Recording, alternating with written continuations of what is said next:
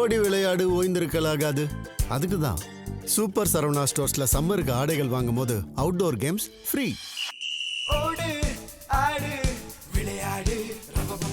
Super Saravana stores summer கோடையை கொண்டாடலாம். மே தின நிகழ்ச்சியில முதலமைச்சர் மு.க.ஸ்டாலின் திமுக ஆட்சி தொடரும் அப்படின்னு நம்பிக்கை தெரிவிச்சிருக்காரு. இன்னொரு பக்கம் கருத்து கணிப்புகள் பெரும்பாலும் திமுக கூட்டணிக்கு வெற்றி வாய்ப்பு இருப்பதா சொல்லுது. எல்லாருக்கும் எல்லாம் அப்படிங்கிற திராவிட மாடல் அரசு தொடரும் அப்படின்னு குறிப்பிட்டிருக்காரு. மே 4ஆம் தேதி முடிவுகள் வெளியாகும் நிலையில அரசியல் கவனம் அதிகரிச்சிருக்கு. இது பற்றி ஜெம் தொலைக்காட்சி வழங்கும் சிறப்பு செய்தியில விரிவாக பார்க்கலாம். உழைப்புக்கேற்ற ஊதியம் தொழிலாளருடைய உரிமை. அதேபோல் இன்றைக்கு நம்முடைய கழக தோழர்கள் உழைத்திருக்கக்கூடிய உழைப்புக்கு பலன் வருகிற 4ஆம் தேதி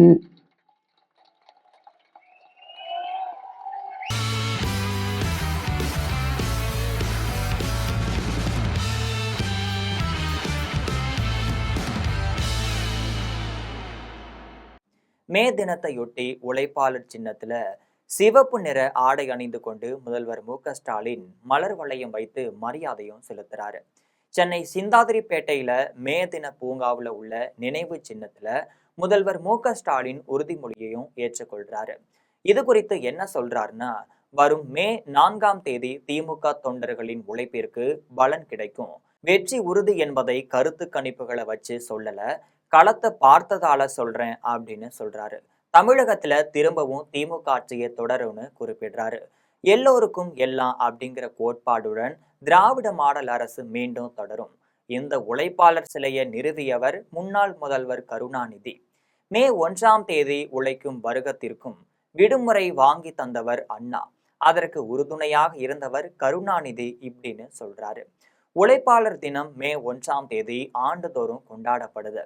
1886 சிகாகோவில் 8 மணி நேர வேலைக்காக நடத்தப்பட்ட போராட்டத்தின் நினைவாக தான் இந்த தினம் ஒவ்வொரு ஆண்டும் கொண்டாடப்பட்டு வருது. முதலில் இந்தியாவிலேயே இந்த மே முதல் நாளை சென்னையில தான் நாம் கொண்டாட தொடங்கி இருக்கிறோம்.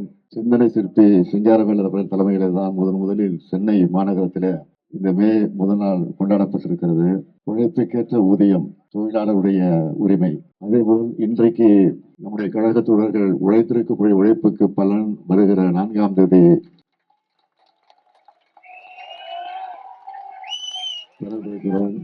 அதில் எந்த மாற்றமும் இல்லை, ஒரு துளி அளவு கூட மாற்றம் இல்லை என்பதை கருத்து கணிப்பின் அடிப்படையில் சொல்லுகிறேன் என்று யாரும் கருத வேண்டிய அவசியம் இல்லை. கழகத்துடைய உணர்வை உணர்ந்து கொண்டிருக்கக்கூடிய காரணத்தால் அந்த கருத்தை நான் எடுத்து வைத்திருக்கிறேன், தவிர வேறல்ல. ஆக அதே நேரத்தில் இன்று மே முதல் நாளை இன்றைக்கு தொழிலாளருக்குரிய அந்த மரியாதையை, மதிப்பை, அவருடைய உரிமையை இன்றைக்கு கொண்டாடக்கூடிய வகையில இந்த நாளை கொண்டாடி கொண்டிருக்கிறோம். மே முதல் நாள் பேரறிஞர் அண்ணா அவர்கள் முதலமைச்சராக பொறுப்பேற்றவுடன் விடுமுறையாக அதை அறிவித்து, அரசு விடுமுறையாக அதை அறிவித்து அதை கொண்டாட தொடங்கினார். ஊதியத்தோடு கூடிய விடுமுறையாக மட்டுமல்ல, அந்த விடுமுறை நாளை சட்டமாக்கி தந்தவர் அண்ணாவுக்கு பிறகு முதலமைச்சராக பொறுப்பேற்ற நம்முடைய முத்தமிழறிஞர் தலைவர் கலைஞர் அவர்கள்.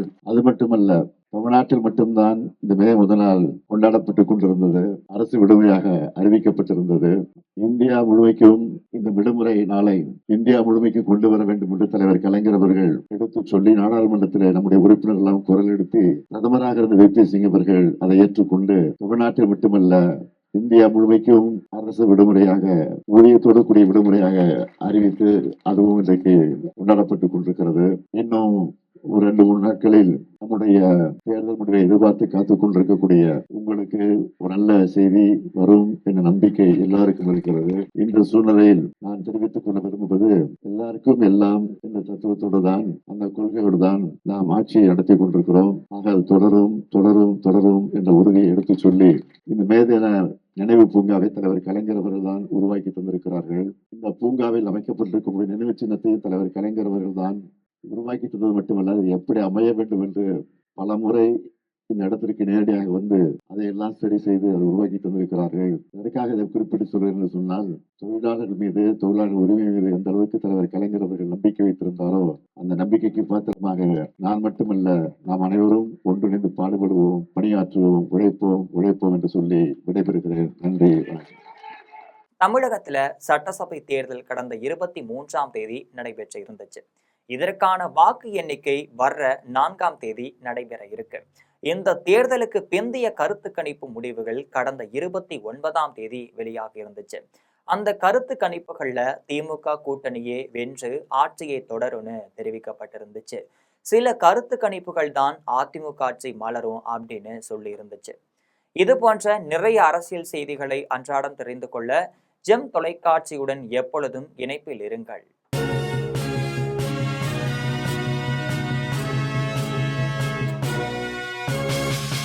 ஓடி விளையாடு ஓய்ந்திருக்கலாகாது. அதுக்கு தான் சூப்பர் சரவணா ஸ்டோர்ஸ்ல சம்மருக்கு ஆடைகள் வாங்கும் போது outdoor games free. Super Saravana stores summer கோடையை கொண்டாடலாம்.